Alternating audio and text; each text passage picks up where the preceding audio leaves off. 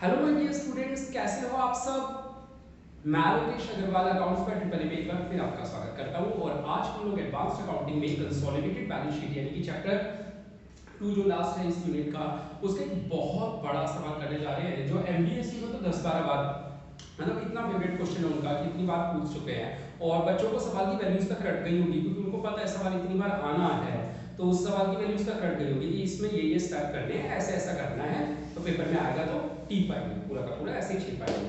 तो आओ आप लोग भी एक बार सीख लो और समझ में आ जाए तो बहुत बढ़िया, वरना आप लोग भी पेपर से पहले एक बार सवाल को याद कर जाना कि कैसे कैसे इसको करना है। ठीक है, आओ क्वेश्चन नंबर 10, एग्जांपल 10 में लिखा है आर लिमिटेड ने एक्वायर किए हैं 75% ऑफ इक्विटी शेयर्स। देखो बेटा यहाँ पे है ना डेटा बीच यस सर। आर लिमिटेड ने एग्जांपल नंबर 10 सबसे पहला जो वर्किंग नोट होता है हमारा उसमें हम लिखते हैं परसेंटेज ऑफ होल्डिंग। यहाँ पे उन्होंने बताया है कि आर लिमिटेड ने 75% की होल्डिंग ले रखी है, हाँ या ना। Yes sir. हमें कैलकुलेट करने की जरूरत नहीं, उन्होंने साफ साफ बताया कि हमने 75% ले रखे हैं और केवल इक्विटी ही नहीं, केवल इक्विटी ही नहीं हमने प्रेफरेंस शेयर भी ले रखे हैं। ठीक है, इक्विटी नहीं हमने प्रेफरेंस शेयर भी ले रखे हैं उस कंपनी के, और दोनों चीजों में 75% होल्डिंग है हमारी। और कब खरीदे थे? 1 अक्टूबर 18 को खरीदे थे। बेटा 1 अक्टूबर 18 का मतलब जो हमारा वर्किंग नोट नंबर 2 बनेगा प्री पोस्ट रेशो, 1 अक्टूबर का मतलब क्या हुआ? 1:1 प्री पोस्ट रेशो कितना हो जाएगा ये? 1:1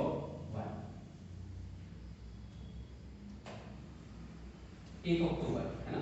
चलो आगे देखते हैं। अभी तक तो सवाल में बिल्कुल वही बातें थी जो आप लोगों को पहले से पता है, मालूम है। आओ आगे क्या लिखा हुआ है सवाल के अंदर, बैलेंस शीट दे रखी है। बैलेंस शीट में देखो इक्विटी शेयर कैपिटल है 1 लाख रुपए की और प्रेफरेंस शेयर कैपिटल भी है 50,000 की, हाँ या ना। ठीक है, सवाल में दोनों चीजें मौजूद हैं, इक्विटी और प्रेफरेंस। आप लोगों को क्या करना है सवाल के अंदर, प्रेफरेंस शेयर कैपिटल के आगे कोई परसेंटेज लगी है क्या? नहीं है ना तुम्हारी बुक में भी। हाँ बेटा, प्रेफरेंस शेयर के आगे हमेशा परसेंटेज होती है, डिबेंचर के आगे हमेशा परसेंटेज होती है। प्रेफरेंस के आगे सवाल में मिसप्रिंट है, परसेंटेज नहीं दे रखी, वहां पे 6% लिख लो आप लोग। क्या लिख लो? 6% परसेंटेज लिख लो। आंसर देखिए, मैं आपको बता दूं, अगर आप आंसर का वर्किंग नोट चेक करोगे तो वर्किंग नोट में वर्किंग नोट नंबर 5 में दे रखा है प्रेफरेंस शेयर जो है, 5 में भी 4 में भी दोनों जगह दे रखा है। देखो आंसर के 4 और 5 दोनों में, ठीक है, दोनों में 6% दे रखा है। इसका मतलब हमें बैलेंस सवाल में भी क्या बनाना है, उसको 6% प्रेफरेंस शेयर बनाना है। ठीक है, और ये हमारे लिए किसके? सामने वाली कंपनी के, जिसकी 75% होल्डिंग हमारे पास है। चलो ठीक है, बैलेंस शीट के अंदर जनरल रिजर्व है, ओपनिंग बैलेंस है उसका और पी&एल का क्लोजिंग बैलेंस दे रखा है।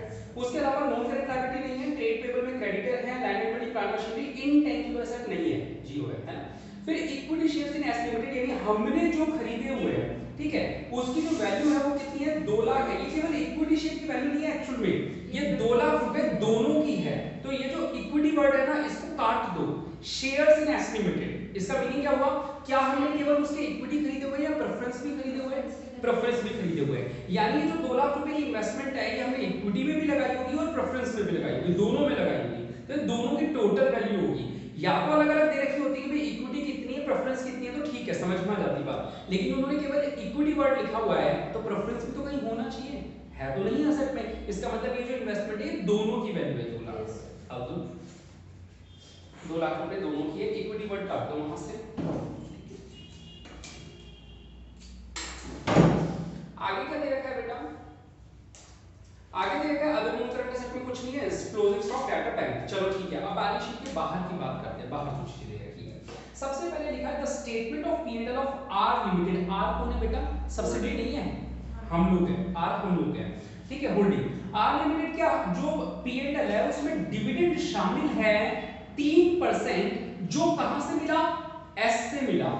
ये बात याद है, हम 2 सवाल कर चुके हैं इसके। सब्सिडियरी कंपनी से जो डिविडेंड मिलता है उसका क्या करना है हम लोगों को? ये वही 3% है।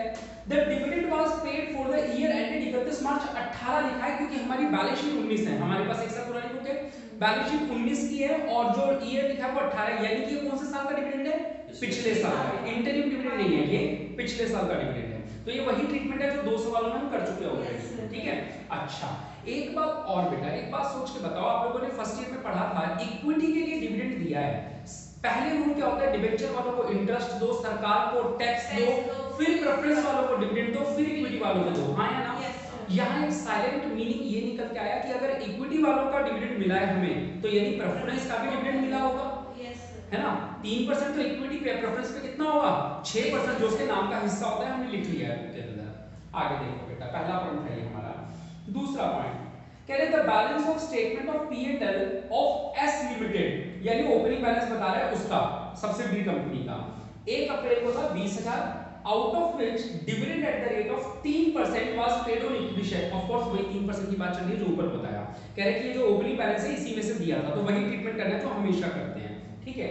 आओ अब अंडरलाइन कर लेना इसको, the dividend on preference shares is still payable. Preference वालों का जो डिविडेंड है ना वो अभी तक पे नहीं हुआ है, पे नहीं हुआ है, उसकी पेमेंट नहीं हुई, ये थोड़ा सा पॉइंट परेशान करेगा, एक बार देखेंगे इसको, ठीक है। स्टिल पेएबल, प्रेफरेंस शेयर जो की जो डिविडेंड है उसकी पेमेंट अभी तक नहीं हुई है। अच्छा वो भी हो तो चुका है प्रॉफिट में से माइनस, बस वो पेमेंट नहीं हुई, यानी हम तक मिला नहीं है, पहुंचा नहीं है अभी तक वो, ठीक है। आओ creditors of R Limited includes 12,000 purchases from S Limited, corresponding creditor debtor cancel हो जाएंगे 12,000 से, और which the later company made a profit of 2,000। ये इस सवाल की इंपॉर्टेंट बात है, शायद एक सवाल में पहले भी ऐसा आता था कि परसेंटेज वैल्यू भी दे रखी थी प्रॉफिट की कि 12% होता है, वैल्यू दे रखी होगी कि इतना बेच के इतना कमाया, नहीं मुझे याद आ रहा है शायद था एक सवाल, हाँ एक सवाल में ऐसा आया था, वहां पे बताया था इतने रुपए का माल खरीद के इतना प्रॉफिट कमाया, परसेंटेज गिवन नहीं थी, वही टॉपिक लगा के दिखाऊंगा आपको, या अनरियलाइज्ड प्रॉफिट अभी बोर्ड पे करवा देता हूं आपको 2 मिनट में। आगे फोर्थ पॉइंट में क्या लिखा है बेटा, तो इन्होंने बताया कि भाई 12,000 का सामान हमने आपस में खरीदा बेचा था, किसने किसको, क्रेडिटर ऑफ आर लिमिटेड, यानी हमारे क्रेडिटर, यानी उसने बेचा हमें, लंबे वाला पॉइंट है इसमें, उसने हमें बेचा। अच्छा बेच के 2,000 कमाए, स्टॉक ऑफ आर लिमिटेड यानी हमारे स्टॉक में 6,000 का माल अभी भी रखा हुआ है जो हमने उसके 12,000 वाले में से खरीदा था, उससे 12,000 का टोटल माल खरीदा था जिससे क्रेडिटेड डेटर कैंसिल कर रहे हैं हमें भी, ठीक है। उस 12,000 में उसने हमसे 2,000 रुपए कमाए थे, कितने रुपए कमाए थे 2,000, उस 12,000 वाले स्टॉक में से 6,000 का माल अभी भी मेरे पास है। वैसे तो बिना किसी फार्मूले के आपको पता चल गया होगा कि इस 6,000 में कितने रुपए का प्रॉफिट शामिल है, 1,000 का। क्यों, जब उसने 12,000 का माल बेचा तो कितने कमाए 2,000, यानी मेरे पास 6,000 का पड़ा है तो कितना आया 1,000, यानी वैल्यू तो वैसे भी निकल गई अनरियलाइज्ड प्रॉफिट की 1,000, लेकिन कैसे फार्मूले से आई थी दिखा दूंगा। चलो ठीक है, 1,000 रुपए का अनरियलाइज्ड प्रॉफिट जाएगा। उसके बाद हमारा पॉइंट क्या दे रखा है बेटा, पॉइंट नंबर कौन सा है, फोर्थ हो गया, हां फोर्थ हो गया, फिफ्थ बड़ा सा पॉइंट है, on the date of acquisition of share, यही नया पॉइंट आप लोगों का इस सवाल के अंदर, हमने नोट्स के अंदर रीवैल्यूएशन के पॉइंट्स लिखे थे, अभी तक काम नहीं आए, इस सवाल में काम आएंगे, सुनना। कह रहे हैं on the date of acquisition of share, ये वर्ड भी इंपॉर्टेंट है कि उस डेट की बात करी जा रही है, कौन सी डेट की बेटा, जिस दिन हमने खरीदा उस दिन की बात करी जा रही है, यानी 1 अक्टूबर को रीवैल्यूएशन किया जा रहा है, या 31 मार्च को, पहले ये सोचो 1 अक्टूबर को रीवैल्यूएशन किया जा रहा है, बिल्कुल सही बेटा। 1 अक्टूबर को जब रीवैल्यूएशन किया गया तो लैंड एंड बिल्डिंग की वैल्यू मिली 1,15,000, ठीक है, और प्लांट एंड मशीनरी की मिली 70,000, ये नई वैल्यूज है हमारी, ठीक है।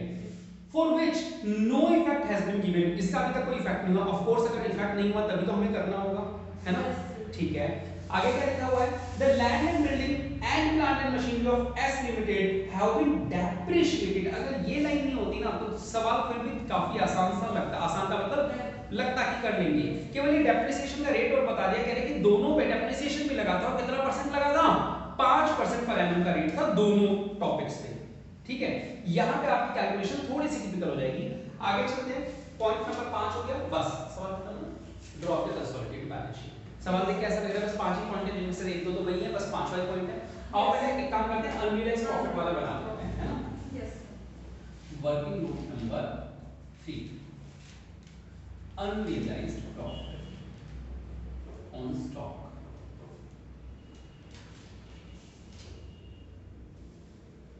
बेटा ये सब्सिडरी से होल्डिंग के पास गया है, यानी एस ने आर को बेचा है ना, हम वही लिखेंगे जो हमेशा लिखते हुए आ रहे हैं, क्या बेटा, कॉस्ट प्लस प्रॉफिट बराबर सेल वैल्यू। देखो उसने 12,000 का माल बेचा था हमें, यानी उसकी सेल वैल्यू 12,000 थी। 12,000 का बेच के उसने पैसे कितने कमाए थे? 2,000, यानी कॉस्ट कितनी रही होगी? 10,000। ये बात तो समझ में आ रही है सभी को? अच्छा, मेरे पास आज माल कितने रुपए का पड़ा है? केवल 6,000 का। प्रॉफिट ऊपर लिखूंगा, सेल वैल्यू नीचे लिखूंगा, तो कितना आ जाएगा? 6 दूनी 12, 1,000 निकल आएगा। आया ना? और ये 1,000 हमने ओरली भी निकाले थे कि सर 12 में 2,000 का प्रॉफिट है, तो 6 में 1,000 का ही तो होगा, आधा ही तो होगा। ये पॉइंट समझ में आया नहीं आया? मेरे प्रॉफिट वाला। अच्छा बताओ, ये इसके ट्रीटमेंट कहां कहां जाएंगे यार? ये एक बार तो स्टॉक में से माइनस हो जाएगा और इसके दो टुकड़े हो जाएंगे, ठीक है? क्योंकि सब्सिडियरी से होल्डिंग के पास आया है, इसलिए दो टुकड़े, वरना केवल कंसोलिडेटेड में चले जाता। ये कंसोलिडेटेड P&L और माइनॉरिटीज इंटरेस्ट है ना, यही होगा? हाँ यही होगा। ये कितना परसेंट हिस्सा था? 75%। 75% यहाँ पे माइनस होगा और यहाँ पे 25% माइनस होगा। 750 हो गए। 750 रुपए यहाँ माइनस करने होंगे और 250 रुपए यहाँ माइनस करने होंगे और यहाँ 1,000 माइनस करेंगे। क्लियर? अगर ये होल्डिंग से सब्सिडी होता है तो केवल कंसोलिडेटेड P&L में जाता है। चलिए ये पॉइंट हो गया आपका। वर्किंग नोट नंबर 4 और कौन कौन से पॉइंट थे हमारे पास? कुछ कॉमन थे क्या जो इजीली हो सकते हैं? डिविडेंड वाला बना देता हूँ। Yes sir. Working note number 4, हाँ दोनों का करेंगे अभी। Dividend of the previous year, dividend of previous year, पिछले साल का। किस कंपनी का? एस कंपनी का, है ना? चलो, इक्विटी शेयर कैपिटल कितनी थी उसकी? 1 लाख। तो 3% ऑन इक्विटी शेयर कैपिटल जो कि 1 लाख की है, तो ये कितना हो गया? 3,000। उसके अलावा 3% ऑन प्रेफरेंस शेयर कैपिटल, ये कितने की थी? 50,000 की। अच्छा 3 नहीं था इसमें, 6 था, सॉरी इसमें लिखा था 6, तो ये कितना हो जाएगा? 3,000। हाँ या ना? इन दोनों को अलग अलग करके लिख देता हूँ, है ना? पहले इक्विटी की बात करते थे। ये जो इक्विटी शेयर कैपिटल वाला 3,000 है, इसका क्या करेंगे बेटा? दो जगह जाएगा, है ना? क्या क्या करेंगे? एक बार तो जो पिछले साल का P&L है उसका क्या नाम था? सब्सिडी का P&L, प्रॉफिट ऑफ सब्सिडी, है ना? प्रॉफिट ऑफ सब्सिडी, उसमें से प्लस होगा बेटा, उसमें प्लस होगा। और इसका सेकंड इफेक्ट क्या होगा? नेटवर्थ में, नेटवर्थ के अंदर माइनस हो जाएगा, है ना? सही है? Yes sir. हाँ, इसमें प्लस माइनस है, उसमें क्या हुआ है? अच्छा, दूसरा जो हमें मिला, dividend received by, dividend received by, क्या नाम था हमारा? एस। अच्छा सॉरी, हमारा आर था। इसमें क्या करेंगे? हम लोगों को कितना मिला होगा? पूरा 3,000 मिल गया होगा क्या? नहीं, हमें 3,000 का 75% यानी कितना? 2,250, है ना? ये मिला होगा। तो ये हम क्या करेंगे? हमने इसको P&L में जोड़ लिया होगा, तो हम इसको P&L में से माइनस कर देंगे और दूसरे इफेक्ट क्या करेंगे? इसको कॉस्ट ऑफ इन्वेस्टमेंट में से माइनस करेंगे जो इसकी सही जगह है। आया? ठीक है? यस। अच्छा ठीक है, ये भी हो गया। उसके बाद हाँ, ये तो इक्विटी शेयर वाला हुआ और अब करेंगे प्रेफरेंस शेयर वाला। यहीं पे बना देता हूँ ये भी। 6% ऑन प्रेफरेंस शेयर कैपिटल जो कि कितने रुपए की थी? 50,000 की, तो ये भी 3,000 आया। इसका भी इफेक्ट तो यही होना चाहिए, क्या? प्रॉफिट ऑफ सब्सिडियरी में से क्या हो जाएगा? प्लस, और नेट वर्थ में क्या हो जाएगा? माइनस, यही होगा। अब दूसरी बात जो इसमें ये आएगी कि डिविडेंड रिसीव्ड बाय आर, है ना? ये तो रिसीव ही नहीं हुआ अभी तक, नहीं हुआ। Dividend receive by R. अब ये तो रिसीव हुआ ही नहीं है, जब हुआ ही नहीं है तो इसका कोई इफेक्ट होगा क्या? नहीं। एक बार इसको बाद में चेक करेंगे, वैसे मेरे हिसाब से अभी इसका कुछ नहीं होगा। ठीक है? क्लियर है? चलो, अब हमारा जो मेन पॉइंट है बेटा वो है फिक्स्ड एसेट्स, जिसके लिए मैंने आप लोगों को ये वीडियो भी बनाना था कि आप दोबारा कभी देखें तो, क्योंकि और किसी सवाल में मिलेगा ही नहीं रिवैल्यूएशन का पॉइंट, इसी सवाल में मिल रहा है हमें। तो आओ जरा देखते हैं रिवैल्यूएशन का पॉइंट कैसे अटेम्प्ट करते हैं। वर्किंग नोट नंबर 5, बेटा रीवैल्यूएशन कौन सी डेट पे कर रहे हैं पहले ये बताओ। 1 अक्टूबर। रीवैल्यूएशन ऑन 1 अक्टूबर 2018 या जो भी डेट है, चलो 1 अक्टूबर ही लिख देते हैं।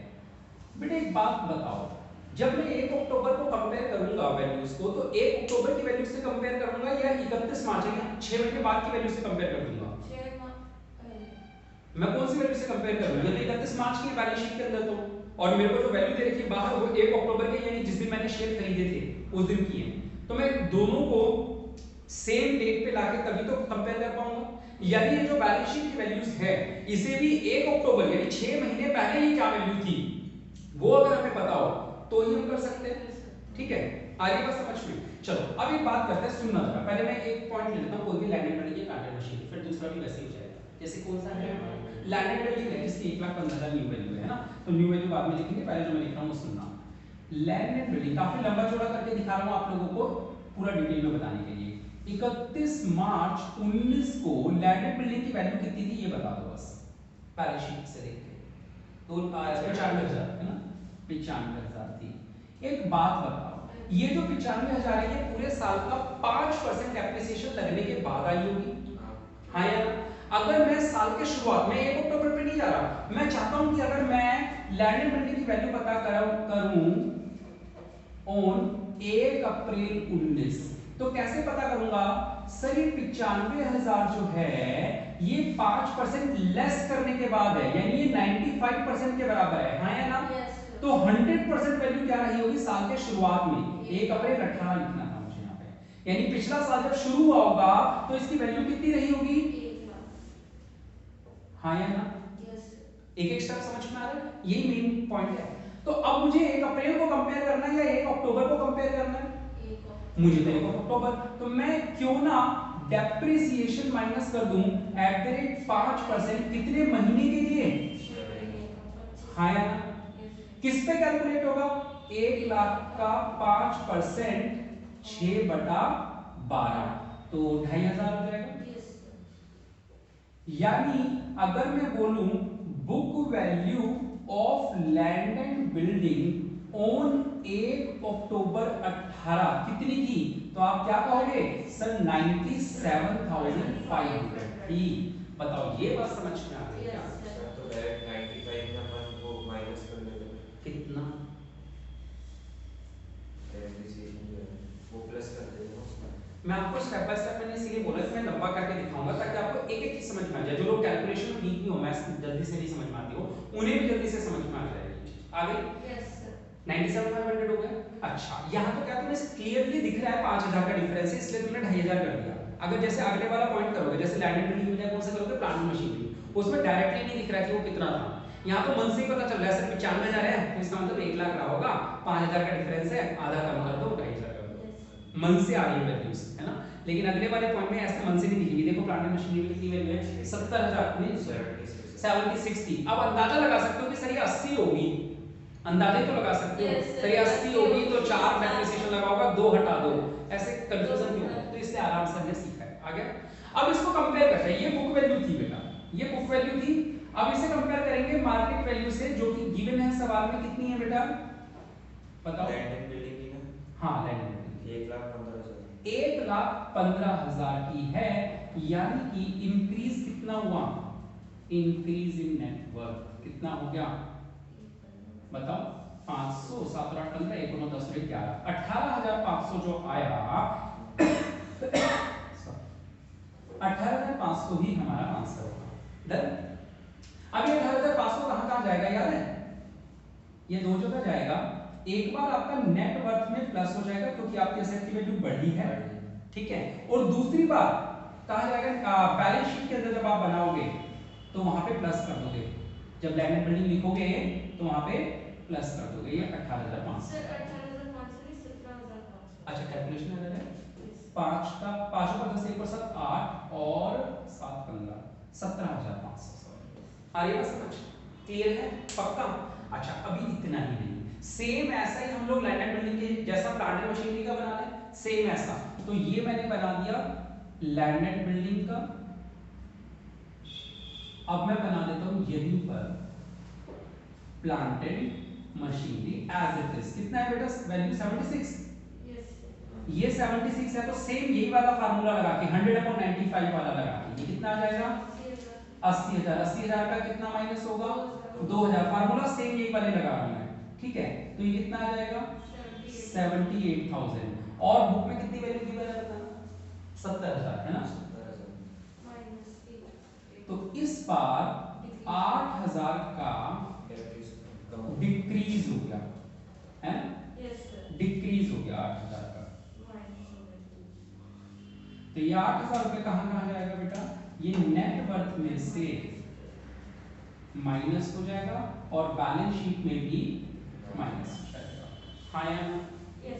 अच्छा सुनो एक और एक सेकंड मैच कर अब 17,500 का एक बार 2.5% निकालना कितना 17,500 into 2.5% 437।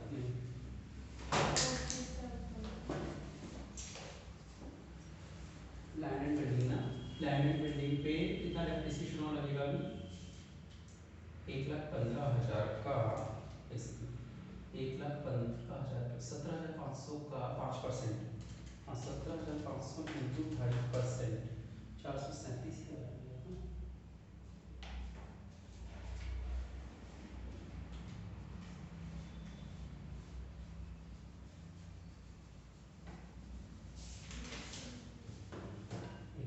depreciation on land and building expenses। हाँ दोस्तों, तो अब हम देखते हैं कि डेप्रिसिएशन का पॉइंट कैसे करना है। बहुत ही इंपॉर्टेंट और अच्छा पॉइंट है डेप्रिसिएशन का लैंड एंड बिल्डिंग और प्लांट एंड मशीनरी। देखो आप रीवैल्यूएशन की वजह से इतना बड़ा वर्किंग नोट आप लोगों के बोर्ड पे आ चुका है अकेला, है ना। ये सारे वर्किंग नोट एक तरफ और रीवैल्यूएशन का वर्किंग नोट एक तरफ। आओ जरा इसको देखते हैं, ठीक है। क्लास बहुत लंबी जाएगी इसका, तो देखिए इसको। देखो बेटा डेप्रिसिएशन कैसे कैलकुलेट होता है। 1,15,000 का लैंड एंड बिल्डिंग पे अगर हम बात करें, लैंड एंड बिल्डिंग की जो 1 अक्टूबर को नई वैल्यू हो गई, वो कितनी हो गई 1 अक्टूबर यानी मिड ऑफ द ईयर पे पहुंच जाओ, आप मिडिल में खड़े हो साल के, वहां पे 1,15,000 हो गई। यानी अब आने वाले जो 6 महीने हैं यानी जो पोस्ट वाला पीरियड है, वहां 1,15,000 पे 5% कैलकुलेट होना चाहिए या पुरानी वाली वैल्यू पे 1,15 पे होना चाहिए ना। तो नया डेप्रिसिएशन क्या होगा 1,15 पे 5% अगले 6 महीनों का। जो बीत गया वो तो पहले का था, बाद का समय में चेंज हो जाएगा। 1 अक्टूबर को वैल्यू चेंज हुई तो इसके बाद का डेप्रिसिएशन चेंज होना चाहिए, यानी नया डेप्रिसिएशन होना चाहिए 2875। जबकि इन्होंने जब बैलेंस शीट बनाई होगी तो 5,000 का डेप्रिसिएशन लगाया था, 2,500 पहले 6 महीने का और 2,500 बाद के 6 महीनों का। ऑब्वियसली उन्होंने 1 लाख का ओपनिंग बैलेंस था तो 1 लाख पे 5% लगाया होगा लास्ट के 6 महीनों का, तो यानी उन्होंने 2,500 लगा रखा होगा पहले से। जबकि हमारे नए वैल्यू के हिसाब से डेप्रिसिएशन कितना बनता है 2,875, यानी कितना एक्स्ट्रा डेप्रिसिएशन और लगाना है अभी 375। एक्स्ट्रा डेप्रिसिएशन लगाने से प्रॉफिट कम हो जाएगा। और प्री का कम होगा या पोस्ट का कम होगा सर, पोस्ट का खरीदने के बाद का है, तो पोस्ट एक्विजिशन प्रॉफिट कम हो जाएगा और बैलेंस शीट के अंदर भी वैल्यू को कम करना पड़ेगा 375 से। और ये 2875 में 2,500 पहले से ऐड है। हाँ यानी ऐड का मतलब 2,500 पहले से वो लगा चुका था, उसने 95,000 की वैल्यू दिखा रखी थी ना, यानी उसने 5,000 का डेप्रिसिएशन लगाया हुआ था, जिसमें से पहले 6 महीने का ये था, बाद के 6 महीने का भी तो 2,500 रहा होगा, ये बाद के 6 महीने हैं। अब हमारे हिसाब से नई वैल्यू पे बाद के 6 महीने का बनता है 2875 और उसके हिसाब से बाद के 6 महीनों पे उसने 2,500 तो लगाया हुआ है, तो यानी कितना और लगाना पड़ेगा, केवल 375 और लगाना पड़ेगा, क्योंकि वैल्यू बढ़ गई इस वजह से 375 और लगाना पड़ेगा। ठीक है बेटा, आगे बात समझ में। अच्छा दूसरी चीज इफेक्ट क्या होगा इसका, इफेक्ट बताइए मैंने पोस्ट प्रॉफिट। जैसे लैंड एंड बिल्डिंग किया बिल्कुल वैसे ही प्लांट मशीनरी पे करना है, लेकिन यहाँ पे डिफरेंस इस बार नेगेटिव आएगा। ये जो 250 रुपए है बेटा ये नेगेटिव आ रहा है, यानी एक्स्ट्रा डेप्रिसिएशन लगा दिया। वैल्यू क्योंकि कम हो गई, वैल्यू कम होने से डेप्रिसिएशन कम कैलकुलेट हो रहा है, और जबकि उसने तो लगा दिया होगा ज्यादा, उसने तो 2,000 दोनों बार में लगाया होगा, पहले 6 महीने में भी बाद के 6 महीने में भी। तो बाद के 6 महीने में जो उसने 2,000 लगाया उसमें लगना तो 1750 ही था, तो यानी 250 रुपए उससे ज्यादा डेप्रिसिएशन लगा दिया होगा। तो हमें क्या करना पड़ेगा, 250 रुपए के डेप्रिसिएशन को डिक्रीज करना है, और डेप्रिसिएशन कम करना हमारे लिए फायदा होगा।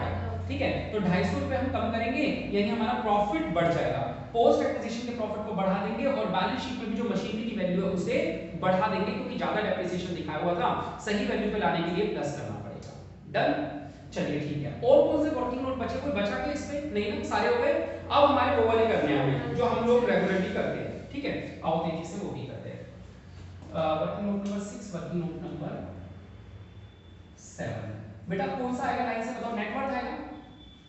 Yes sir. नेटवर्क किसकी बेटा? एस की। Sir free. हाँ बोलो बोलो। हाँ प्री पहले तो प्रॉफिट वाला ही आएगा, सही है। पहले आएगा प्रॉफिट ऑफ सब्सिडरी, ये बड़ा ध्यान से देखना पड़ेगा।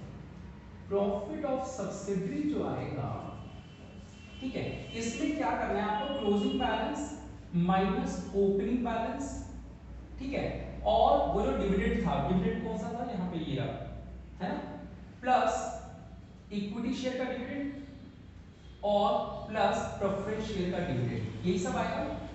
और कोई पॉइंट पड़ेगा नहीं? चलो वैल्यूज डालो। क्लोजिंग बैलेंस कितनी है बैलेंस शीट के अंदर? देखो बैलेंस शीट के अंदर क्लोजिंग बैलेंस है 60,000 नहीं 46,000। कितना है? 46,000। और बाहर कितना है बेटा? नीचे देखो, इसको कॉपी करके मुझे बाद में फोटो ले लेना, इसकी एक बार हेल्प करवाते जाओ बुक में क्या दे रखी है। सेकंड पॉइंट में ओपनिंग बैलेंस है 20,000 प्लस इक्विटी शेयर का डिविडेंड कितना निकाला आपने? 3,000, प्रेफरेंस का भी 3,000। तो ये टोटल कितना हो गया बेटा? 6 और 26 32।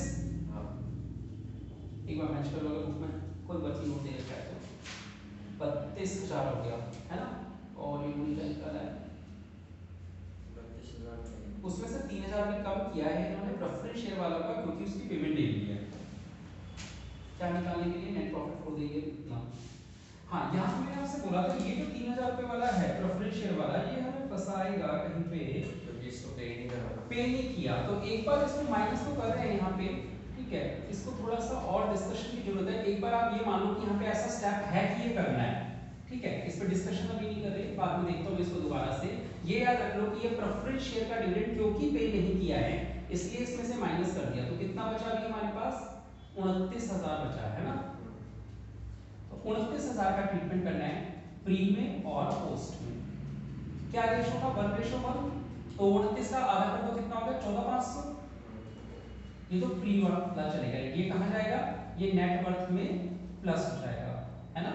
पोस्ट वाला जो है बेटा उसमें केवल 14,500 नहीं रखेंगे, उसमें यहाँ पे भी हमने रीवैल्यूएशन के पॉइंट्स किए, ये रहे डेप्रिसिएशन वाले, ये और करेंगे। 14,500 में से 375 तो करेंगे माइनस, है ना, और प्लस कर देंगे कितने रुपए बेटा? 250 रुपए, है ना, पोस्ट वाले। तो बेटा ये कितने आ जाएंगे? हेल्प करोगे? 175 कम करना है, नहीं 125 कम करना है, तो 14,375 आ जाएगा। एक बार चेक करो पोस्ट का प्रॉफिट, हाँ सही है। अब इस 14,375 को या एक बार समझ में, ये डेप्रिसिएशन के पॉइंट है दोनों, इसको हम दोनों में बांट लेंगे। एक तो हमारा post acquisition profit of holding, यानी होल्डिंग को क्या लिखते हैं अपन? कंसोलिडेटेड पीरियड है, ठीक है। 75% यहाँ बता दो बेटा, और माइनॉरिटीज इंटरेस्ट 25% यहाँ बता दो। हाँ ट्यूशन बता दो 14 सर 10781 इनटू 75%, 10781। यहाँ पे ये हमारा जो है ये प्लस हो जाएगा, और माइनॉरिटीज इंटरेस्ट में कितना प्लस होगा? 3594 कितना दूर है? 3594। एक बार बुक में चेक कर लो अगर दे रखा है तो ये इसमें प्लस हो जाएगा। दे रखा है कंसोलिडेटेड पी एंड एल देख लो अगर कहीं दे रखा है तो आंसर में कंसोलिडेटेड पी एंड एल कहां है? नहीं दे रखा है लास्ट कौन सा working note? 97 9 consolidated P and L. हां इसमें पोस्ट एक्विजिशन चेक कर लो, आ रहा है तो सबसे कैसे कहां से है। डन। चलो ये तो हो गया। अब आएगी network, working note number 8, network of S, है ना। चलो इसमें सबसे पहले क्या लिखोगे बेटा? नेटवर्क में सबसे पहले पेड अप शेयर कैपिटल आएगी, जिसमें दोनों आएंगी। Paid up share capital, paid up equity share capital 1 lakh की थी, और paid up preference share capital कितने की थी? 50,000 की। फिर opening balance of general reserve दे रखा था, कितना दे रखा था? 60,000, है ना। फिर इसमें क्या प्लस करेंगे? Opening balance of P and L 20,000 था मेरे ख्याल से, Yes, sir. ये 20,000। फिर इसमें प्री एक्विजिशन प्रॉफिट प्लस करेंगे, Yes, sir. ये वर्किंग नोट नंबर 7 से आया है, वर्किंग नोट नंबर 7 से कितना 14,500। उसके बाद इसमें रीवैल्यूएशन की एडजस्टमेंट करेंगे। Yes. Revaluation of land and building को प्लस करना था 17,500, वर्किंग नोट नंबर 5 17,500, और माइनस करना है revaluation of plant and machinery, working note number 5 से आई है ये वैल्यू भी 8,000 है ना। डन, ये माइनस हो गई। तो एक बार इन सबका ट्रीटमेंट बताना टोटल ये कितना हो जाएगा 5 और 5 10, 1 और 7 8 8 4, 1 और 1 2 2 4 6 10 5 15, 1 और 1 2। आंसर में मैच कर लो। नेटवर्थ अगर दे रखी है तो वर्किंग नोट में 2,54,000 की है क्या, 256 248 आ रही है इनकी। एक बार देखना 1 50 60 28 5। 1,98,000. एक सेकंड रुको, यहाँ पे है ना हमारे 2 54 आ रहे हैं, इनके 248, 6,000 रुपए का डिफरेंस आ रहा है। 17,500 और 8,000 ये सही है। 50 60 और 28 500, 50 60 ये 28 500 लिखा है मैंने। अच्छा 28,500, यहीं पे थोड़ा सा कोई असर आएगा। एक बार देखो ये वाली वैल्यू जो है ना ओपनिंग बैलेंस ऑफ क्लिएंट है, ये यहाँ से हमने नेटवर्क कहाँ बनाया था बोरा, ये 32,000 आई थी, इनकी 28,500 आ रही है। हाँ यही एक पॉइंट था। 14,000 तो 20 प्लस 6, हाँ 20 माइनस 6 14,000 ओपनिंग हो गया। अच्छा अपन ने वो नहीं किया ना, डिविडेंड भी तो माइनस होता यहाँ पे भी है ना, 2 चौगुने है ना, अभी वो माइनस करना भूल गए हम लोग। क्या Dividend. Dividend of the previous year, Sir, दोनों का है ना एक है. डिविडेंड ऑफ प्रीवियस ईयर दोनों ही माइनस होने चाहिए वैसे तो, इक्विटी शेयर कैपिटल का भी और प्रेफरेंस शेयर कैपिटल का भी। 3,000 ये माइनस होगा और 3,000 ये माइनस होगा, तो 6,000 कम कर दो, कितना है 2,48, लेकिन इनका कितना आ रहा है, हाँ इनका भी 2,48 ही आ रहा है। अब बिल्कुल मैच हो गया। ये पॉइंट हमारा रह गया था dividend of the previous year. ये देखो नेट वर्थ में से 3,000 ये माइनस होगा, लिखा हुआ है ऑलरेडी हमने यहाँ पे, Yes, sir. ठीक है। तो ये नेट वर्थ वाला 3,000 ये माइनस होना रह गया था, ये 3,000 ये दोनों यहाँ माइनस हो गए, तो नेट वर्थ आ गई फाइनली 2,48,000। कोई डाउट किसी को नहीं। आओ बेटा अगला देखते हैं नेट वर्थ के बाद कॉस्ट ऑफ इन्वेस्टमेंट वाला वर्किंग नोट। कौन सा वर्किंग नोट नंबर आएगा ये 9, वर्किंग नोट नंबर 9, गुडविल या फिर कैपिटल रिजर्व। कैसे निकलेगा सर, कॉस्ट ऑफ इन्वेस्टमेंट और इसमें से माइनस कर देते हैं वो जो हमारे डिविडेंड ऑफ प्रीवियस ईयर मिलता है वो वाला, ठीक है, और इसमें से नेट वर्थ की परसेंटेज ऑफ होल्डिंग माइनस कर देंगे। आया ना। Yes, sir. हाँ, तो कॉस्ट ऑफ